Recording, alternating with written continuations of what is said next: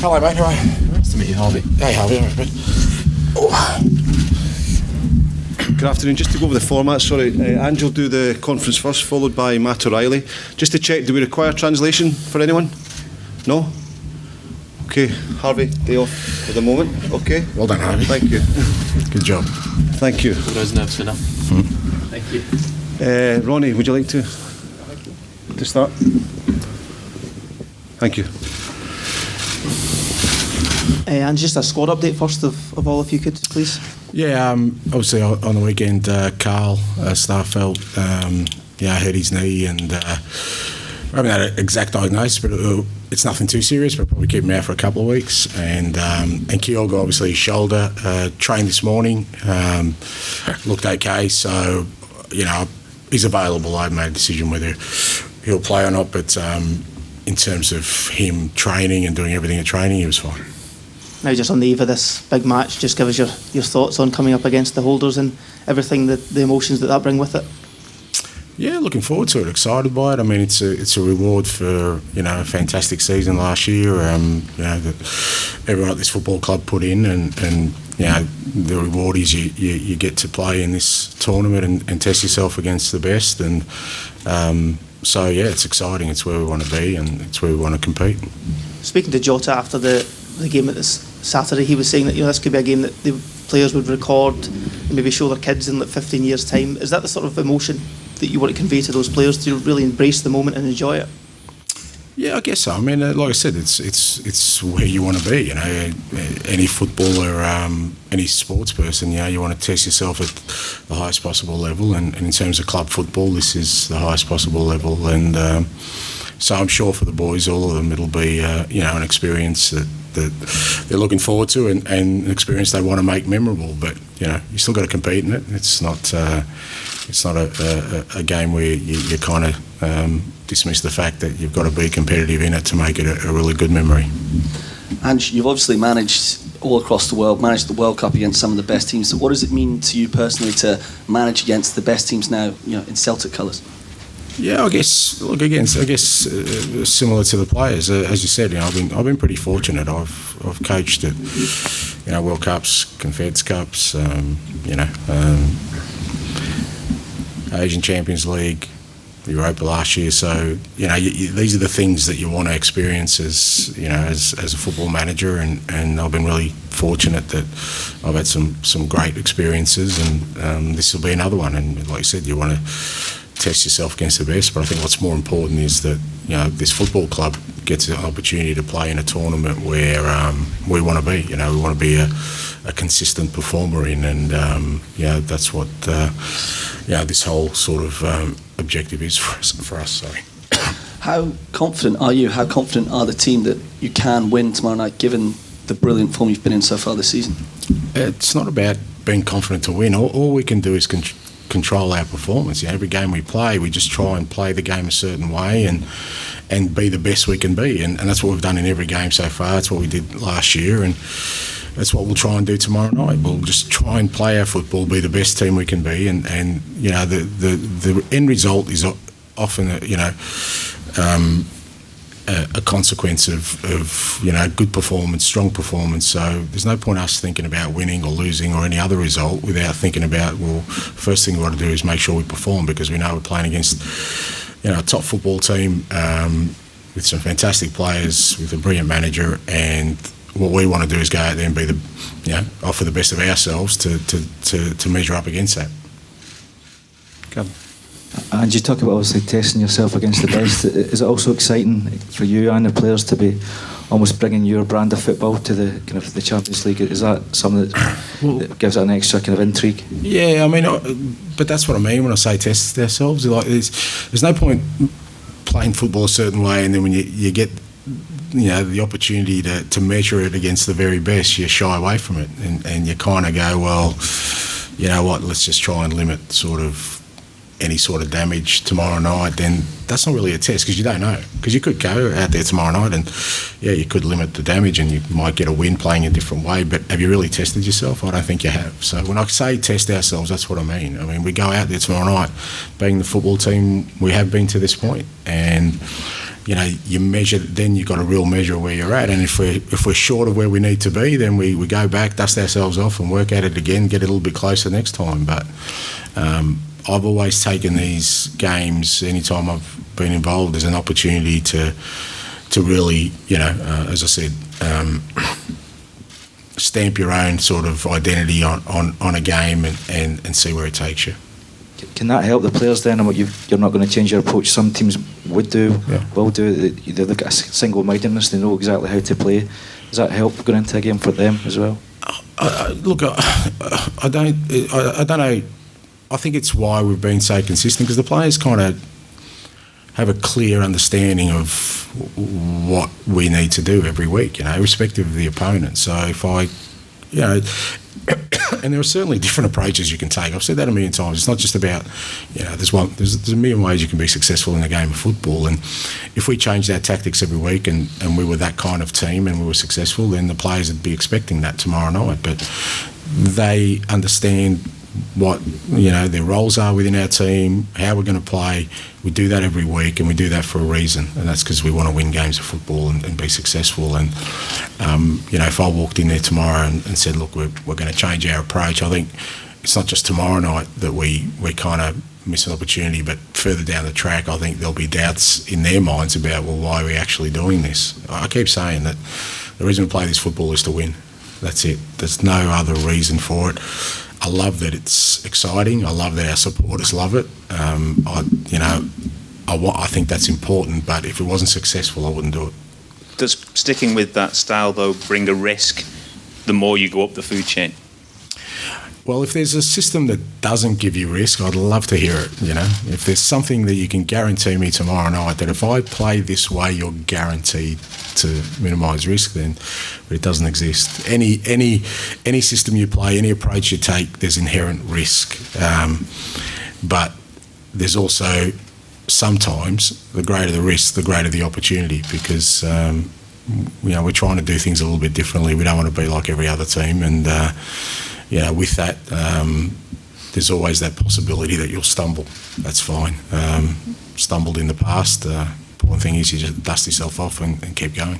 In adapting your style to playing in Europe, what have you learnt from the games last year? Because there were one or two sore ones along the way, but what did you see in terms of progress to convince you can make this way work on this level? Well, I mean, I guess it depends how you view. I mean, I know people sort of reflect on our European performances last year, as some sort of abject failure, but we won 3 group games, in a very hard group. Sure, we got spanked once here by Bayer Leverkusen because they were a great side, but we still gave a good account of ourselves, and the 2 we lost away were decent games. So I guess, people kind of go to the end point because we lost to Bodo Glimt, but, our priorities were pretty clear what we were going to try and achieve at that point of the season, and that was the league. So it's not that I was dismissive of it. So there was nothing that we did last year that surprised me. We weren't ready for it, absolutely. The teams we were up against were very strong teams, but again, we went out there and measured ourselves, and that first night when we lost 4-0 was a good test for us. We saw we came up short, and the next time we were out there we got a little bit closer, and then we got a little bit closer again, and like I said, we ended up winning 3 games. If we win 3 group games in the Champions League, I don't think people will be saying it's been a poor performance. So I think we learned a lot out of last year, and I think it helped us in the league, because I think the players got real belief that even against the very best, while we didn't win all the games we did, we challenged every strong team we played against, and that gives players confidence that if we get it right, then we can trouble anyone. Just finally, on a similar vein, are you excited, intrigued at how your players then do on this stage? Are you looking forward to just seeing, look, what you've created, how it fares on this stage now? I don't know if excited or intrigued. I just want the players to go out there and be the best version of themselves as they have been. I mean, they've got an opportunity, like I said, to play in an unbelievable tournament against quality opposition, and want to go out there and just enjoy yourself and be yourself, and that's what we tried to do. We've set up, the way we play our football, they enjoy because A, it's successful, we're getting returns on it, but also they love the fact that, you know, they can go out there and express themselves. And that's what I said. I don't want that 90 minutes tomorrow to just whiz by and they haven't really had it, you know, gone out there and been the best they can be. So my job is to get them ready for that. And then after that, it's up to them to take that opportunity. Okay. And where does this rank in the biggest games that you've managed in your career thus far? Is it the biggest? Yeah, I don't know. I mean, to me, they're all big, you know, and I know it's not me being dismissive of it, but as I said, I've built a career on winning things. I love winning things. I love winning games of football. I love winning trophies. I love being part of, you know, groups that do that. And every sort of challenge I've had along the way, I've seen as an opportunity to do that. So, you know, it's not like, I guess, from my point, as a point of reference, it's not like I look back on my career and I see, you know, all these games that I've been fortunate to be involved with as some sort of achievement. The achievement comes after, you know.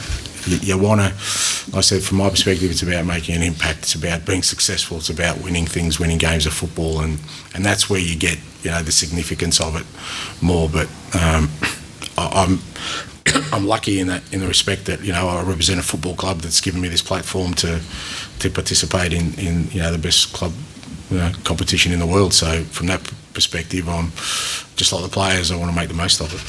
And realistically, for this group, what is the target then to get out of this group?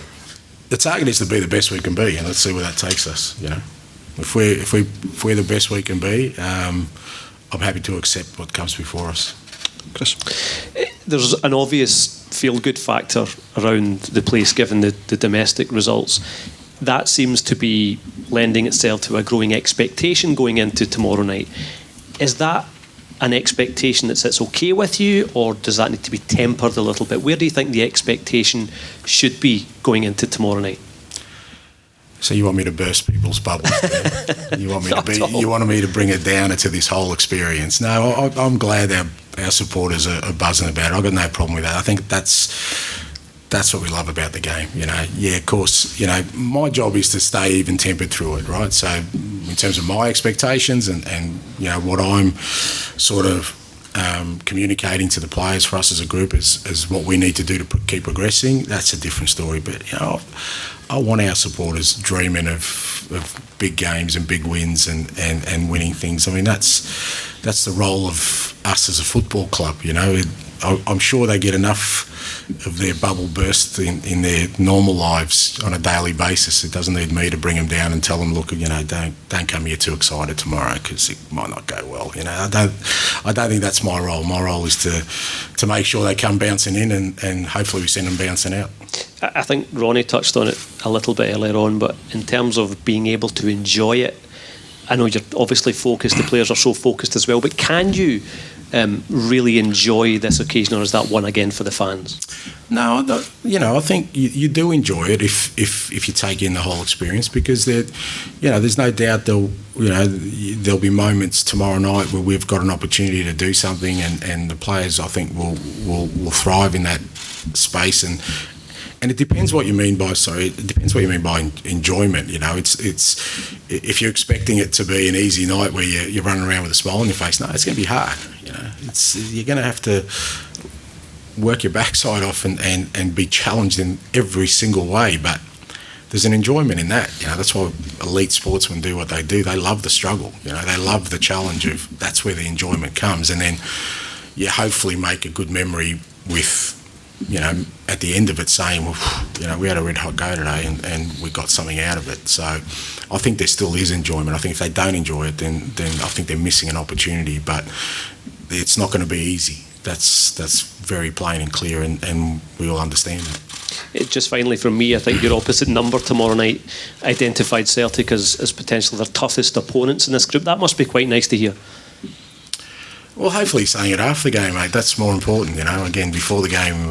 But, you know, I got a great sort of admiration and respect for him because, you know, he's been put in charge of some of the biggest football clubs in the world, you know, and he's been successful wherever he's been. And, you know, knowing that just how challenging this job is, the fact that he's been given that responsibility, you know, some of the biggest clubs in the world and has brought success. To me, that's like I said, I've got a great admiration and respect for everything that Carlo's done. It's Chris. Hi, Ange. Hey. It's been a whirlwind 10 days for the club since the draw has been made. At what point did you afford yourself some time to think about the magnitude of the task of this first game and putting your wits against one of the best team in the world? Yeah, it was almost kick-off on Saturday, 12:30, game finished 2:30, about 3 p.m. I reckon I started thinking about it because, as you said, since the draw, I was really conscious of the fact we had 3 games before that. We had Dundee United away, we had Ross County in the Cup, and obviously the derby on Saturday. And I thought the worst thing for us is to be looking ahead to this game and not go into it in good form or sort of haven't taken our eye off the ball and maybe slipped up in a result or two, because then you're going into it with a whole different mindset. So, I made sure the players, it's not that, we kind of banished the word Champions League from the place, but, we really had to focus on what's the next challenge, what's the next game. And, I think you see with our performances in the 3 games since the draw and the results obviously have been great, but our performances got stronger and stronger because I think, everyone's understood that, the next step is the next important one. And obviously after Derby on Saturday, then we could turn our focus, straight onto this game and you sense it. I mean, the boys come out of training and the Champions League balls are there, so they know it's a different competition and a different feeling. And, from then on, then that's when you really think about it. And you've spoken often of the late nights where yourself and your father sat and watched these big European games from halfway across the world. You're now a little over 24 hours away from playing the biggest team in the world on potentially the biggest stage. I know the focus tomorrow night will be all about the players and what they do, but will you take a moment pre-match to reflect? And also, what would your dad think of all of this? Yeah. I mean, I do. I try to. Whether it's just 30 seconds of just making sure that I appreciate where I am, and you think about the people that got you to that space. And like I said, obviously my father isn't around anymore, but he was a big sort of pillar in my life in terms of putting me in this place where I am right now. But I've got family now, loved ones and friends who some of them will be in Australia, literally getting up in the middle of the night to watch it, and you kind of reflect on it because it's been a hell of a journey. I've come from the other side of the world, and I'm sitting here right now. So you do reflect on that, and you kind of hope that they take pride in it. I'm sure they do, and feel part of it. Because again, like any other person, I guess I'm the end product of a lot of influences and a hell of a lot of love and support, and you kind of want those people to share in whatever happens. You want to shield them from the bad stuff, but the good stuff you want to share it with them. And in recent weeks, the team have been so clinical in the final third. How encouraging is that ahead of a game like tomorrow, where chances might be fewer and further between?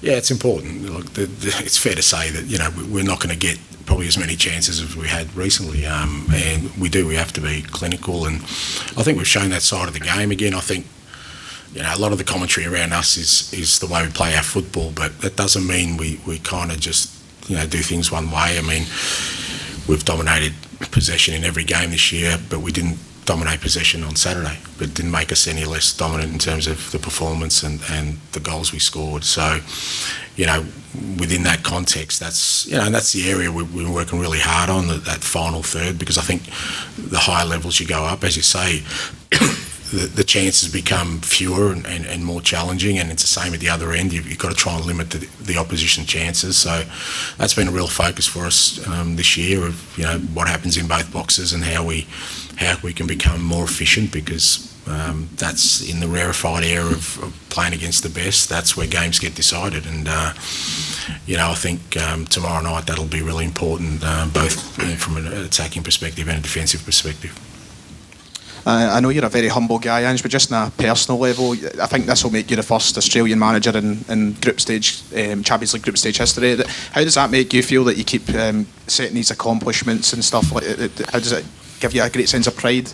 Yeah, it does. Like I said, I mean, because that's part of the story as well, I guess. Because I grew up in Australia, and you kind of, and I know, you know, the most of Australians who love football will be up watching the game, and I'm hoping they feel part of it. They're part of the journey as well. So you do take pride in it, and but you know, again, I'm really conscious that, you know, these kind of things become more sort of important.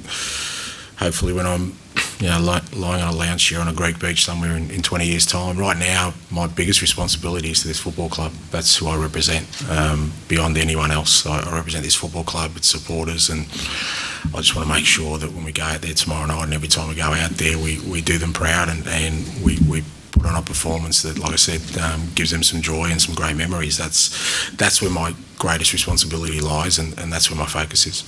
And one man you'll know very well since arriving at Celtic is John Clark, who's described the atmosphere out there as having an aura about it and a magic. How big a part do the Celtic support have to play tomorrow night? We saw the collective Saturday with the ball boys and whatnot. How big a part do we have to play? Yeah, massively. You know, yeah, as you said, you know, we've got John down at the training ground every day, and he's you know, he tells us about, you know, the special feeling, and you know, obviously Callum and James are probably two players who have felt that here, but they're the only two. So for the rest, it'll be a little bit of a new experience. But you know, anyone you talk to, and you just have to listen to how opposition teams and players and managers talk about their experiences after playing a Champions League game here. So, you know, we've got Champions League support. We just got to become a Champions League team. That's our responsibility as players, and hopefully we can begin that process tomorrow night. Okay. Anyone else? No. Okay. This one more. No. You done? That's it. Thank you very much. Thank you.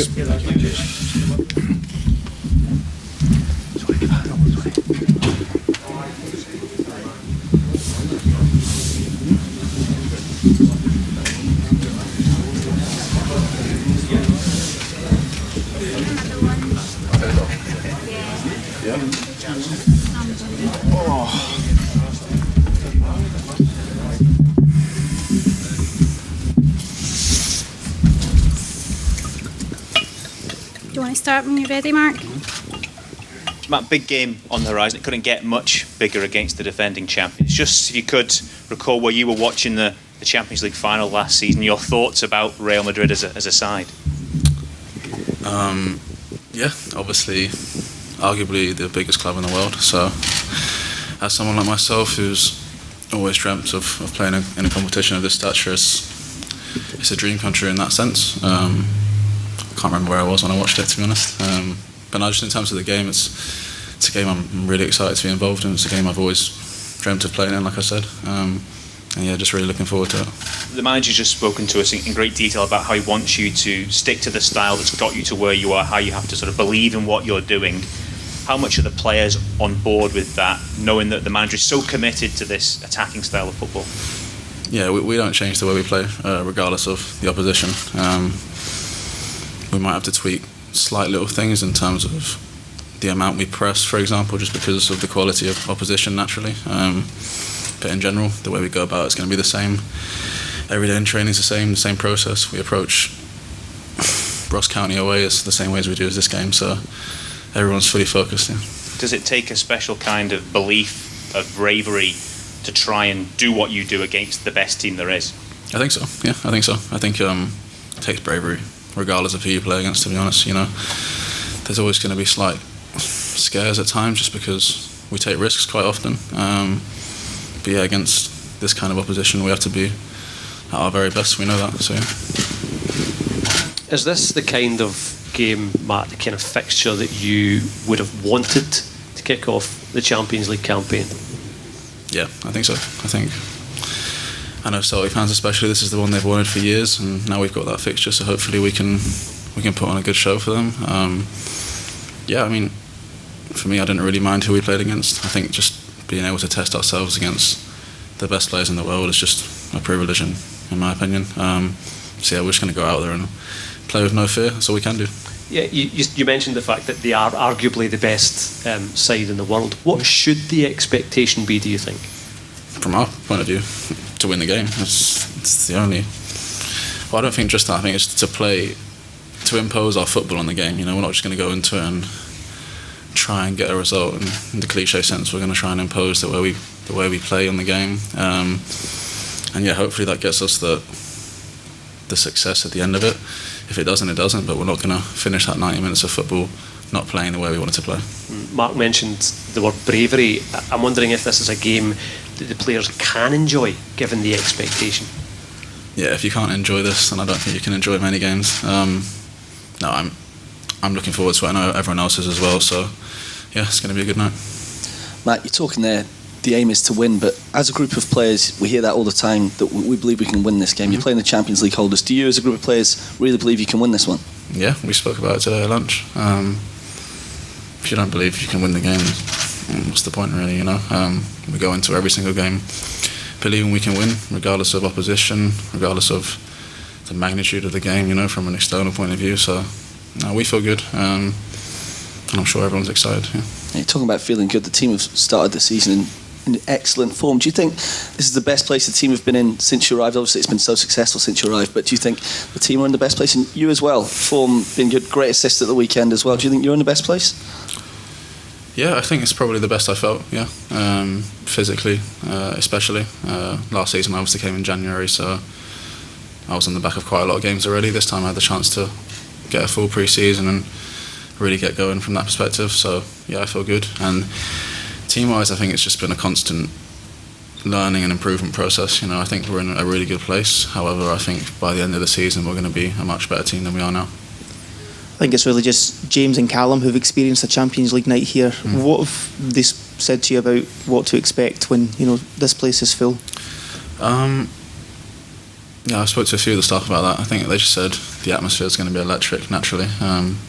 It's electric every week, to be honest. But so, no, really looking forward to it. Obviously, the fact that it's a night game just makes it a little bit more special. So yeah, in terms of atmosphere, I think it's going to be bouncing.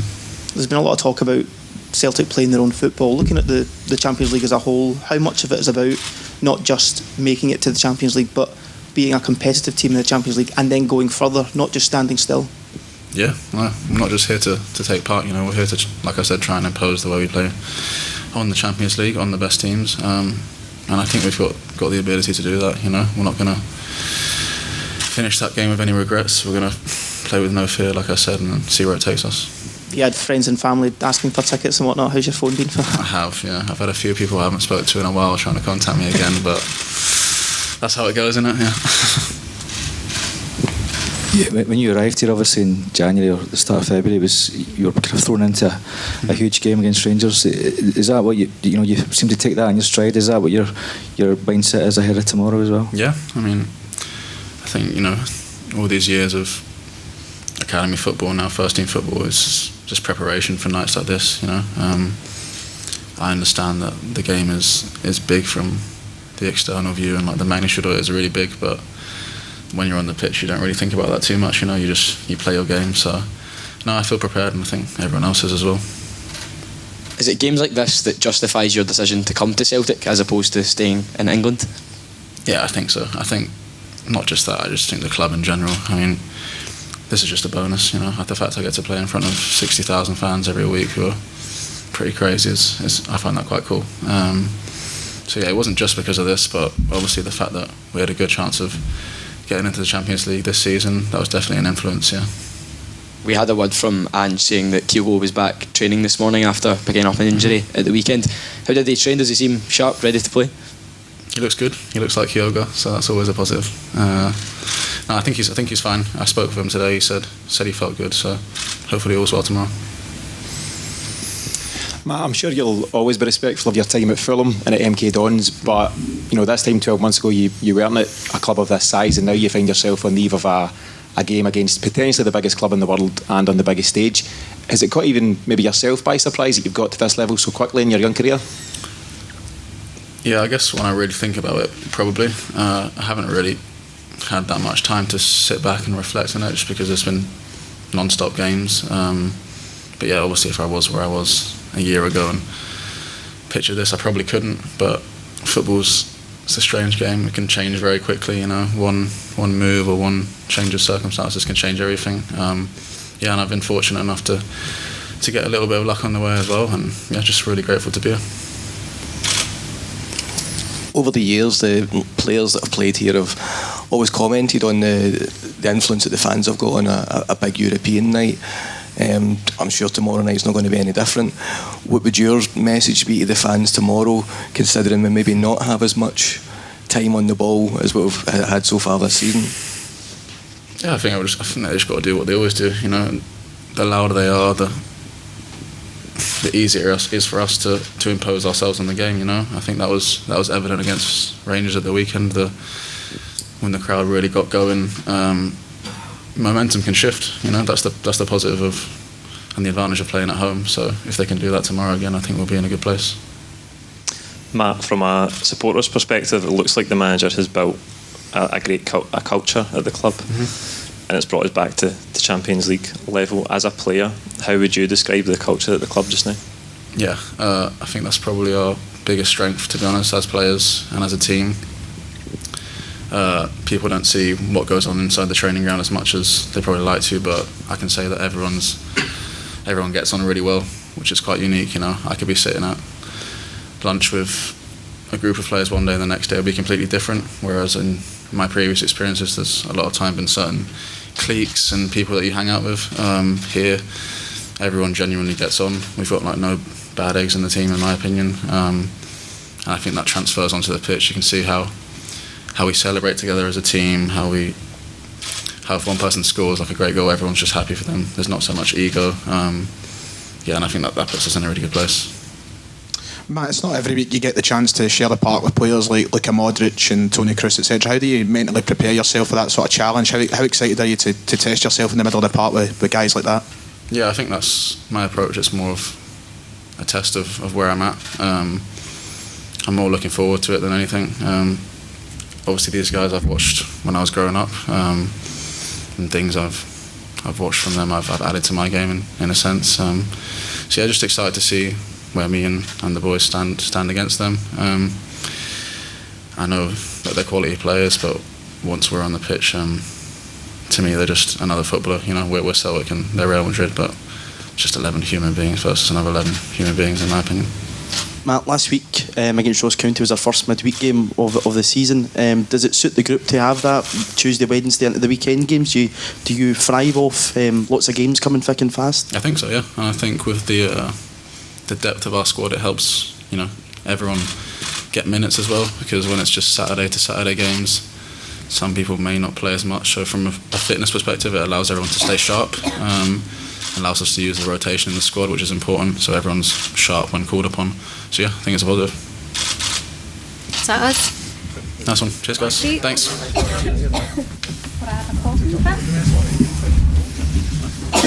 Excuse me.